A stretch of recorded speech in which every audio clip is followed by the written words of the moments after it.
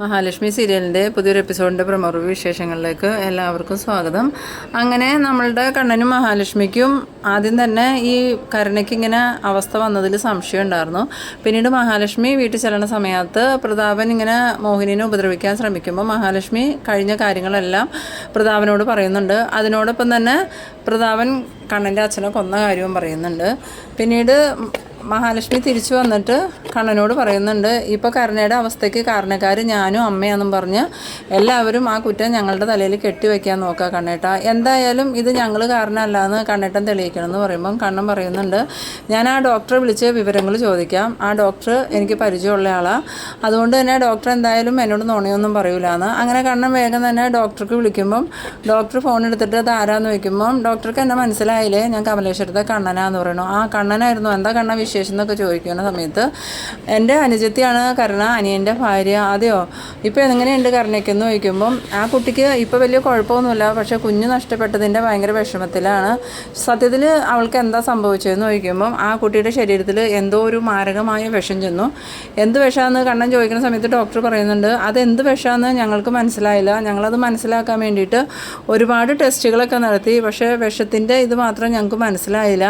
പിന്നീട് എങ്ങനെയാണ് കരുണ ഇപ്പോൾ നോർമലായെന്ന് ചോദിക്കുമ്പം അത് കരുണയുടെ അച്ഛനും മുത്തശ്ശിയും കൂടി കൊടുത്ത മരുന്നിൻ്റെ മറുമരുന്നാണെന്നും പറഞ്ഞ് ഒരു മരുന്ന് കൊണ്ടുവന്ന് ഇവിടെ തന്നിരുന്നു. ആ മരുന്ന് കൊടുത്തതിന് ശേഷം കരുണ പഴയ സ്ഥിതിയിലേക്ക് ആയെന്ന്. അത് കേട്ടതും കണ്ണൻ ചോദിക്കുന്നുണ്ട്, അതെങ്ങനെയാണ് ഡോക്ടറെ, അപ്പോൾ കരുണയുടെ ശരീരത്തിൽ എത്തിയിരിക്കുന്ന വിഷം എന്താണെന്ന് അച്ഛനും മുത്തശ്ശിക്കും അറിയാമായിരുന്നു എന്ന് ചോദിക്കുമ്പം എനിക്കതൊന്നും അറിയില്ല കണ്ണ, ഇവരുടെ പെരുമാറ്റത്തിൽ എനിക്ക് ആകെ ഡൗട്ടാണ്.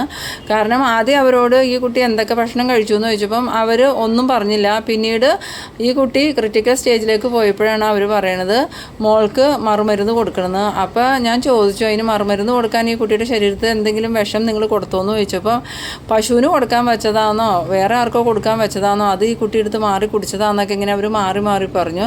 അപ്പോൾ വീണ്ടും ഞാൻ അവരെ ചോദ്യം ചെയ്തപ്പോൾ അവർ പറഞ്ഞത് കുട്ടിയുടെ കുഞ്ഞിന് കളർ വയ്ക്കാനും ആരോഗ്യം ഉണ്ടാവാനും വേണ്ടിയിട്ട് ഏതോ ഒരു വൈദ്യരുടെ കയ്യിൽ നിന്ന് അവർ മരുന്ന് വാങ്ങിക്കൊടുത്തു. ആ മരുന്ന് കൂടുതൽ കഴിച്ചത് കൊണ്ടായിരിക്കാം കുഞ്ഞിനിങ്ങനെ വന്നേ.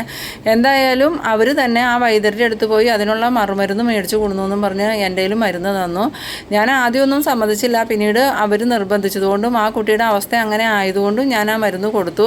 ആ മരുന്ന് കഴിച്ചതും ആ കുട്ടി നോർമൽ സ്റ്റേജിലേക്ക് ആയിന്ന്. അത് കേട്ടതും കണ്ണൻ ചോദിക്കുന്നുണ്ട്, അപ്പോൾ കരുണയുടെ ശരീരത്തിൽ ചെന്ന വിഷം ഏതാന്നുള്ളത് അവർക്ക് അറിയായിരുന്നു അല്ലേ, അത് കൊടുത്ത വൈദ്യരുടെ അടുത്ത് നിന്ന് തന്നെയല്ലേ അവർ മരുന്ന് മേടിച്ചത്, അപ്പോൾ ഉറപ്പായിട്ടും അവർക്കത് അറിയണമല്ലോ എന്ന് പറയുമ്പം അങ്ങനെ തന്നെയാണ് കണ്ണ എനിക്കും തോന്നണേ, എന്തൊക്കെയോ കളികൾ ഇതിൽ നടന്നിട്ടുണ്ട്. ഇനിയിപ്പോൾ അവർ വേറെ ആരെങ്കിലും കൊല്ലാൻ വേണ്ടി കലക്കി വെച്ച വിഷം ഈ കുട്ടി അറിയാതെ കുടിച്ചതാണോ എന്നും സംശയമുണ്ടെന്ന്. ആ സമയത്ത് കണ്ണന് കാര്യങ്ങളെല്ലാം ഏകദേശം മനസ്സിലാവുന്നുണ്ട്. കണ്ണൻ അന്നത്തെ കാര്യങ്ങളെല്ലാം ഓർക്കുന്നുണ്ട്. സാധാരണ കണ്ണനെയും മഹാലക്ഷ്മിനെയും കാണുമ്പോൾ പരിഹസിക്കുകയും കളിയാക്കുകയും ചെയ്യുന്ന കരുണയും കരുണയുടെ അച്ഛനും മുത്തശ്ശിയും അമ്മയുടെ പിറന്നാളിൻ്റെ അന്ന് കണ്ണനും മഹാലക്ഷ്മിയും ചെന്നപ്പോൾ വളരെ സ്നേഹത്തോടു കൂടി പെരുമാറി. അതുപോലെ തന്നെ എല്ലാവരും ചേർന്ന് നിന്ന് സെൽഫി എടുക്കുകയും കുടുംബ ഫോട്ടോ എടുക്കുകയും ഒക്കെ ചെയ്തു. ഇതൊക്കെ ഇങ്ങനെ ചിന്തിച്ച് നോക്കുമ്പോൾ കണ്ണന് മനസ്സിലാവുന്നുണ്ട്. അപ്പം തന്നെയും മഹാലക്ഷ്മിനെയും തീർക്കാൻ വേണ്ടിയിട്ട് അവർ പായസത്തിൽ വിഷം ചേർത്തതാണ്. എന്തായാലും അങ്ങനെ വെറുതെ വിടാനൊന്നും പോകുന്നില്ല എന്നിങ്ങനെ മനസ്സിൽ വിചാരിച്ചുകൊണ്ട് കണ്ണൻ വീണ്ടും കുറേ കാര്യങ്ങളൊക്കെ ഡോക്ടറോട് ചോദിച്ച് മനസ്സിലാക്കുന്നുണ്ട്. ആ സമയത്ത് ഡോക്ടർ പറയുന്നുണ്ട്, എന്തായാലും ഞാൻ മരുന്ന് ലാബിലേക്ക് അയച്ചിട്ടുണ്ട്, അതിൻ്റെ ടെസ്റ്റ് റിസൾട്ട് വരട്ടെ, അതിനുശേഷം ഞാൻ കണ്ണനെ വിളിക്കാമെന്ന് പറഞ്ഞ് ഫോൺ വയ്ക്കുന്നുണ്ട്.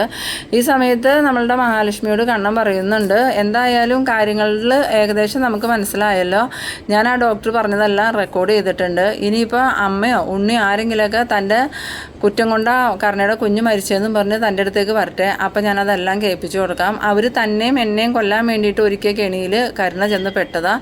അതിന് കാരണമായത് ആ സ്വാമിയെ പറഞ്ഞു വിട്ടത് നമ്മളെ ഏറ്റവും കൂടുതൽ ഇഷ്ടപ്പെടുന്ന ആ ഒരു അമ്മയുമാണ്.